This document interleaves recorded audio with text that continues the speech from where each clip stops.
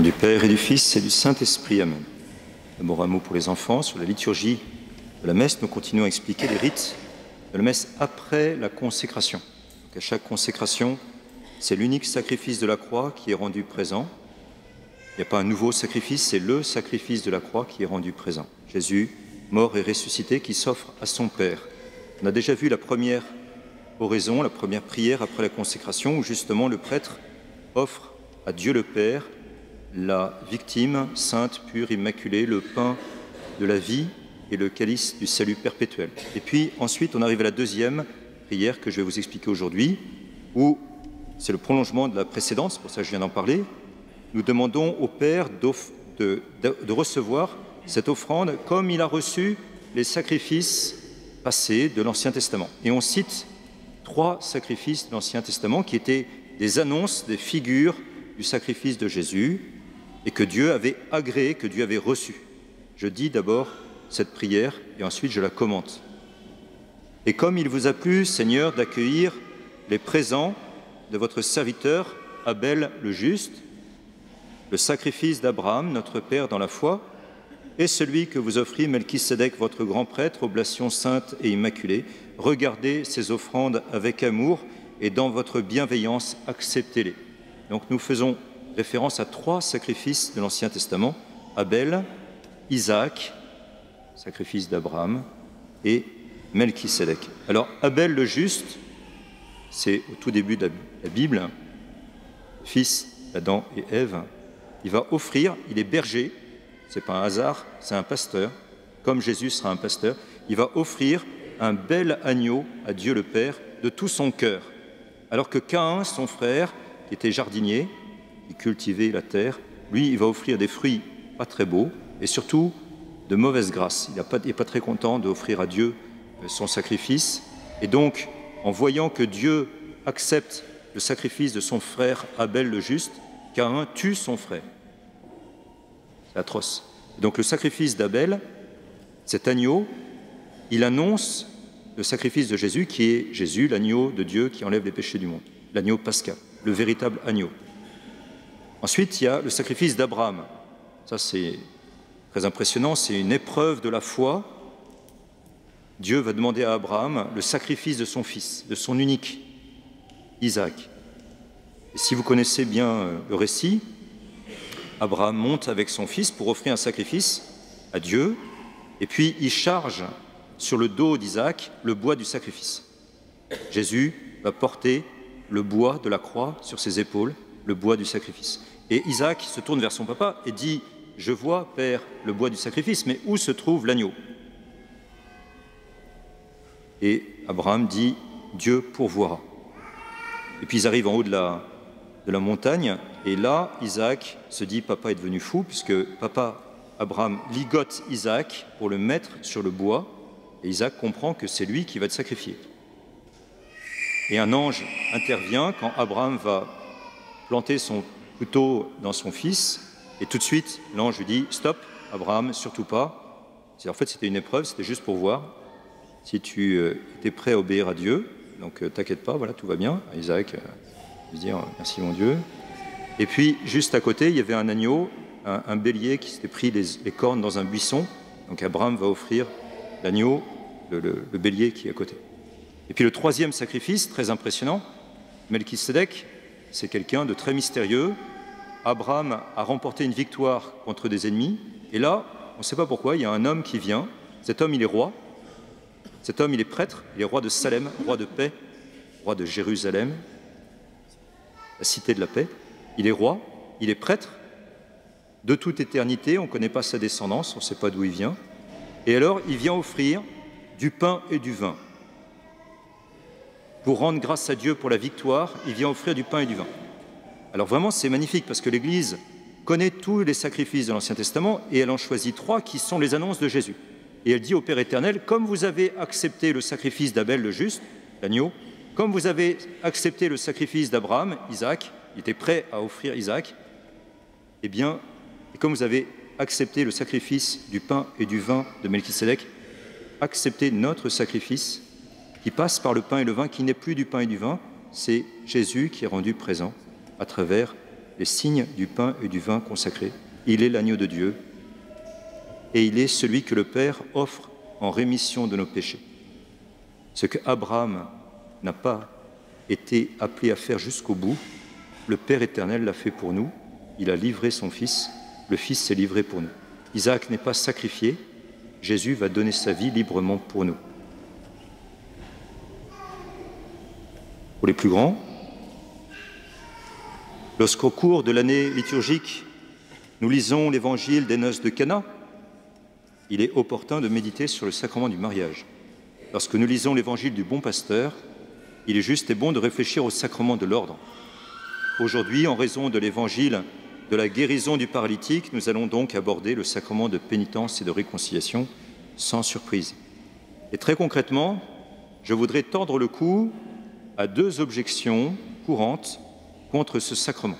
Première objection, j'ai peur de me confesser, donc je ne me confesse pas ou très peu. Deuxième objection, cela ne sert à rien de se confesser puisqu'à chaque fois je confesse les mêmes péchés et donc j'arrête de me confesser. Alors réponse à la première objection, j'ai peur de me confesser. Certes, comme Adam et Ève, après leur péché, nous avons peur de Dieu, nous nous cachons, nous doutons de l'amour de Dieu pour nous, nous avons peur d'être punis sévèrement. C'est une erreur, mais c'est humain. Dieu continue à nous aimer et c'est lui qui vient à notre recherche, comme Adam et Ève. Dans la Genèse, c'est Dieu qui dit « Adam, où es-tu » C'est Dieu qui cherche Adam. Et comme dans la parabole de l'enfant prodigue, le Père miséricordieux court se jeter au cou de son fils repentant, alors qu'il est encore loin, afin de le couvrir de baisers et lui redonner sa dignité d'enfant de Dieu. Ainsi, c'est notre image de Dieu qu'il faut changer. Il faut oublier le Père fouettard et accueillir le Dieu tendre et compatissant, lent à la colère et plein d'amour, plein de bonté, plein de miséricorde, qui se révèle dans l'Ancien Testament, au psaume 102, à l'Exode, Exode chapitre 34. Dieu se présente comme un Dieu tendre et compatissant, lent à la colère et plein d'amour. Et plus encore dans l'incarnation avec notre Seigneur Jésus-Christ, vrai Dieu et vrai homme. Nous pouvons donc avoir peur de nous confesser car nous avons une fausse conception de Dieu. Alors redressons notre manière de considérer le Seigneur, accueillons le Seigneur tel qu'il est et non tel que notre esprit l'imagine ou tel que le démon voudrait nous le montrer. Ensuite, j'ai peur de me confesser car j'ai peur du confesseur. J'ai peur de dire mes péchés à un prêtre. J'ai peur de me prendre une avoinée. Cette peur est infondée, et si par malheur vous tombez sur un prêtre qui vous donne une avoinée, vous pouvez inviter respectueusement ce prêtre à relire l'Évangile. Cette peur est infondée car nous ne confessons pas nos péchés à un prêtre, mais à Dieu. Certes, un prêtre va entendre ma confession, mais ce n'est pas à lui que je parle, mais à Dieu. Je confesse à Dieu mes péchés. Et je ne vais rien apprendre de nouveau au Seigneur, rien du tout. Le Seigneur connaît mon péché mieux que moi-même. À moi de le reconnaître humblement avec un cœur contrit devant lui pour en demander pardon et pour recevoir son pardon. Bienheureux confessionnal qui nous permet d'être à genoux devant la croix de Jésus et non dans un face-à-face avec un confesseur.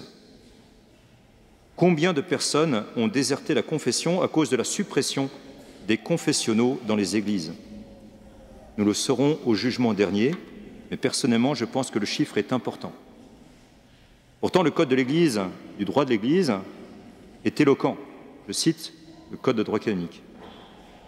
En ce qui concerne le confessionnal, la conférence des évêques de chaque pays établira des règles, c'est ce que font tous les évêques du monde entier, en prévoyant toutefois qu'il y ait toujours dans les églises, dans un endroit bien visible, des confessionnaux munis d'une grille fixe séparant le pénitent du confesseur et dont les fidèles qui le désirent puissent user librement.